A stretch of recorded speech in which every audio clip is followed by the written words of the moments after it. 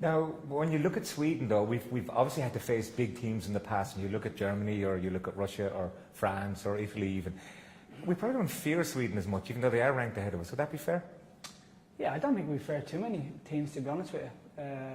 I don't think you can go into any game fearing any opposition, and especially a team that's, I would probably say it's kind of on their wavelength, if you like. We're quite similar teams in the way we play, and so in that respect, we definitely don't fear them. There's no question about that. I think we just have to, worry and concentrate about on ourselves and what we do and the good things that we know that we can do. And if we do our good things, there's no reason why we can't get something out of this game. The most important thing to do is we certainly can't lose the game. There's no question about that. We have to get something out of this game. And when you look at the team, although it's evolved over the last 12 months, there's still yourself and Glenn Whelan and Richard Dunn, your mate, and John O'Shea. It's great to see that spine and that experience back in the team, isn't it? Yeah, we certainly have a strong group of players. I mean, if you look at, Johnny Walters, experienced players, played for a long time. Shane Long has been in the squad for a long time, since he's young. So he's come on, certainly leaps and bounds, and since he's been playing. So we have a good, strong squad. Good characters. Players who are up for a challenge, and certainly come tomorrow night, we'll be certainly up for the challenge. And we know that this is it really. This is it. We have to. If we want to go to Rio, these are the games that we have to be winning. Did you think that Richard mightn't be back? Yeah, I knew he'd be back. He's been desperate to get back for a long time. Obviously, his problems he had last year. He kept coming back and breaking down. But in the last squad, the determination from him. He was desperate to get back in the fold. And, I mean, just to have him back, and he's played about 3-4 games now for QPR. So there's no question about his fitness levels, and especially playing that league is a very, very tough league, and very physical and demanding. So he's looking great in training, and I know he's relishing to the chance to come back for a competitive game. And what's he like in that 5 minutes in the dressing room before you come out onto the pitch, or in the huddle before? Richie's the same as he always is. He's just quiet, keeps his head down. But then, when he walks over that white line, he's a completely different character. He's quiet off the field, doesn't say a lot, but he does his talking, on the field with his performances, and we've seen that over the years. Do you think you might have to even create a bit of tension for this game, just to get fellas right, get them in the same frame of mind, as it were? Not really, no. I mean, they can't get themselves up for this game.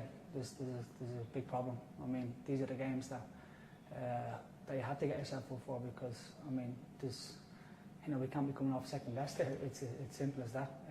If we've got any chance of going to Brazil, we need to get something out of this game tomorrow night. So if the players are not up for this game, well then there's a big problem. Now, you mentioned a new pitch, and you mentioned a full house. How much will the conditions matter here tonight? I mean, for us, I think it'll be great. We're a full house. I think it's 45,000 Irish fans and 5,000 Swedes. So I'm sure it's going to be an electric atmosphere. And these are the games that every player wants to play in. A full stadium, in Ireland. I mean, every player that I speak to that's not Irish say, the atmosphere, always in the Irish games seem great, And I'm sure tonight will be even bigger. Playing against Sweden, who's at the moment one of our rivals, because we need to get points out of them. So it stands to be an interesting game. Hopefully an entertaining game, but more entertaining for us by getting goals and by doing things properly on the field. And if we can play to our potential, there's no reason why we can't get something out of this game. Finally, Robbie, two of our players involved in transfer deadline day drama, if you like. Obviously, James McCarthy getting a big move back to the Premier League to Everton, and Shane Long having the trip over, didn't get the deal through. How will it affect both of them, do you think? And would you bet on either of them to score?